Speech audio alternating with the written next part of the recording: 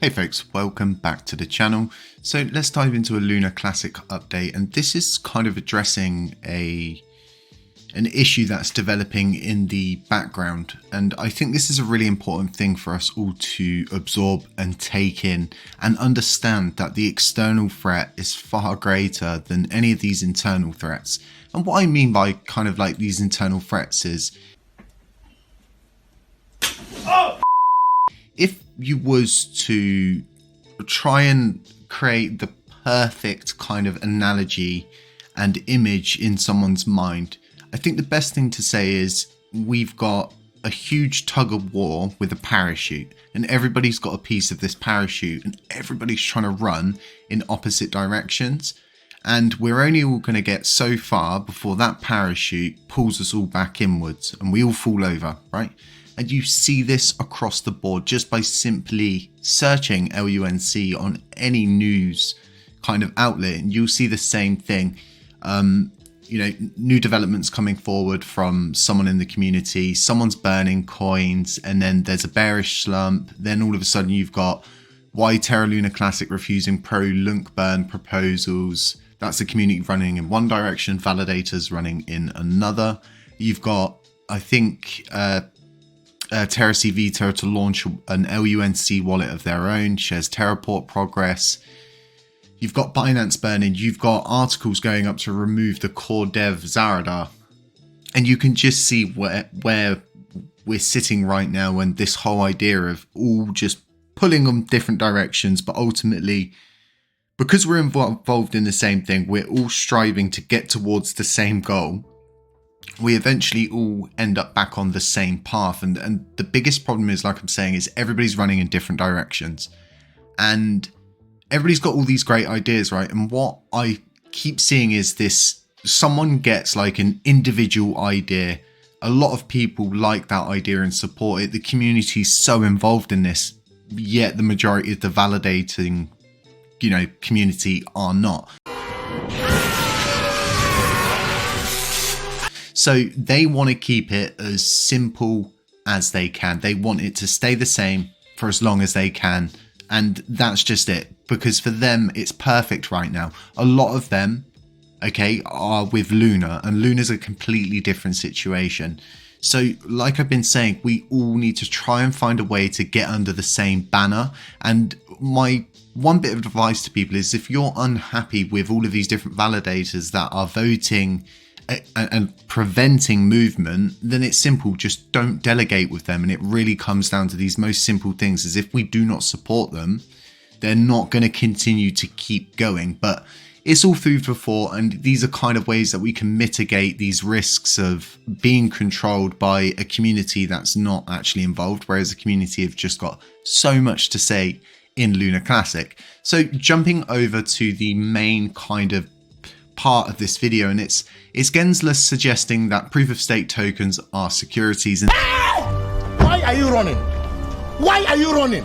This is a huge problem for Ethereum, because everybody knows Ethereum's recently gone, proof of stake.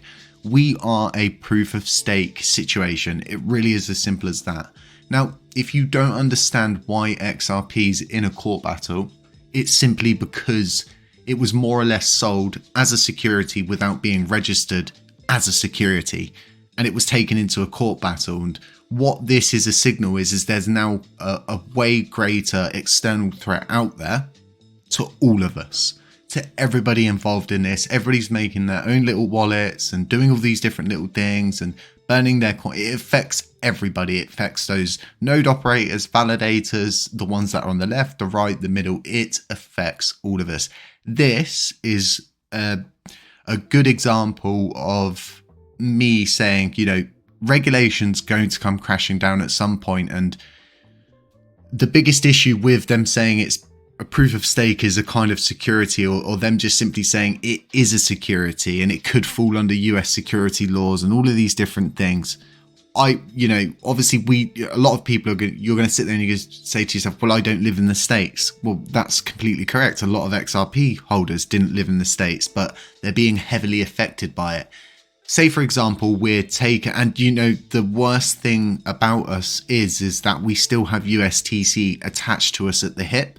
So there's still this kind of whole situation that could play out with that. If someone wanted to pick that up and bundle that in with this and say, well, you already had this happen. This is why you need regulation. This is why. And people like FM are going to be loving this. If they can get the SEC to take that kind of case on, they're definitely going to be interested in it. And it's a huge risk to us all. And it's times like this, we need to understand that the external risk is far greater than the internal risk. And we need to start working together as much as possible. Even if you don't like the person, we all need to remember that we're all fighting for the same thing. We're all moving towards that same major goal. And this is something that we don't want. And as much as we want regulation, yes, what we don't want is to end up in a court battle that could go on for years and years and years. And the likelihood is we would have to fund something like that if we would want to save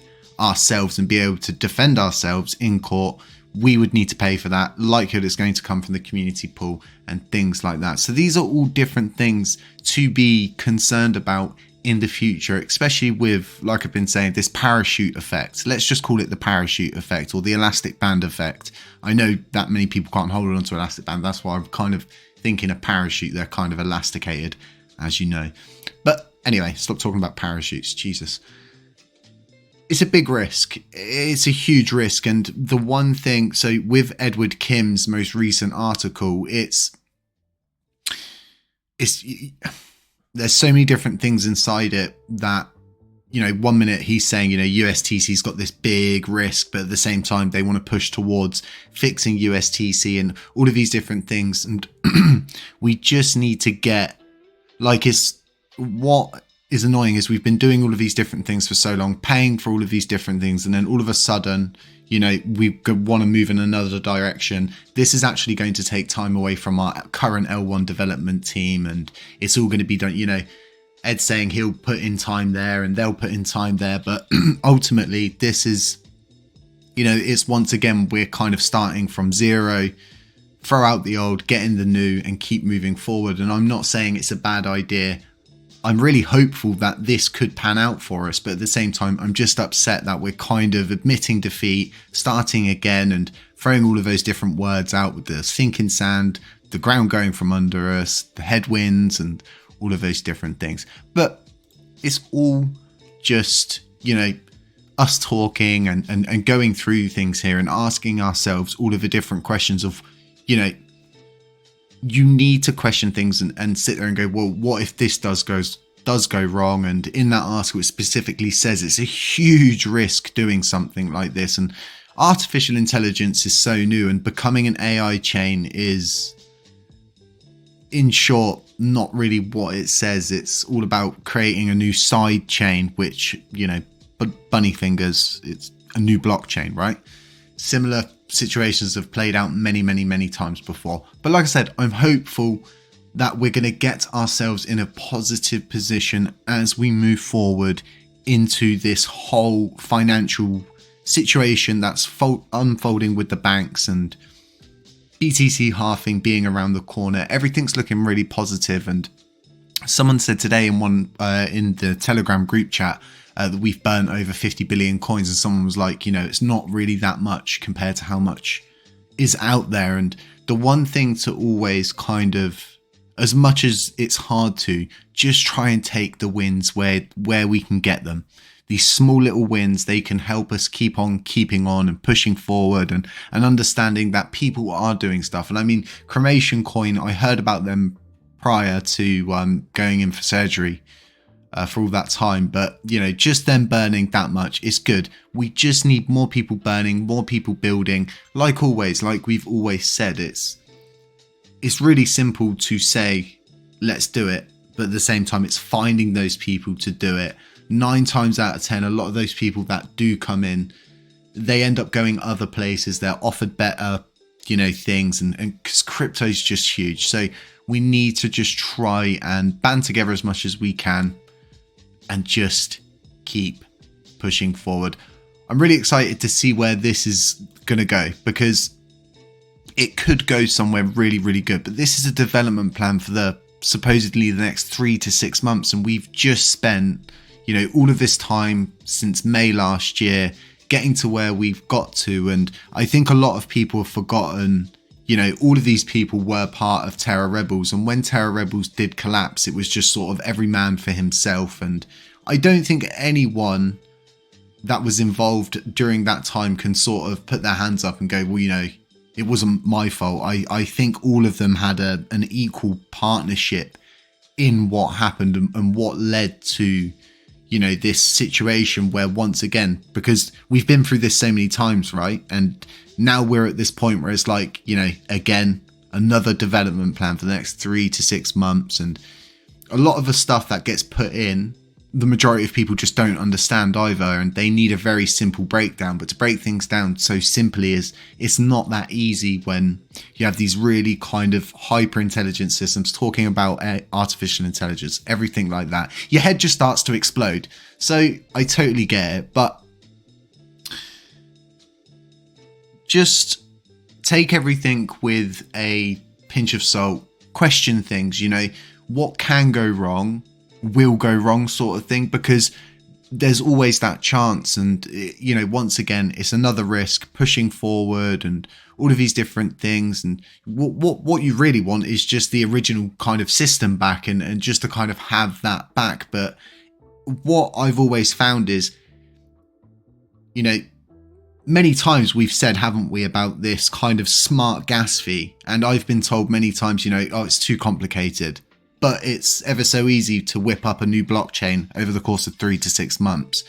These really simple things that we could do, we're just not kind of doing, and we're looking for these really advanced plans over really long periods of time when we could just be simply doing the very simple things to get ourselves in a position where we can start to go on these kind of expeditions, right? Where we have the money, we have the time to sort of think to ourselves, well, let's take a risk. Let's take this risk. Let's actually do the 3 to 6 months work, take the risk, lose all of the money and see where it gets us. We can't have that kind of attitude as a community when, we're struggling as a community to actually understand where this is all going.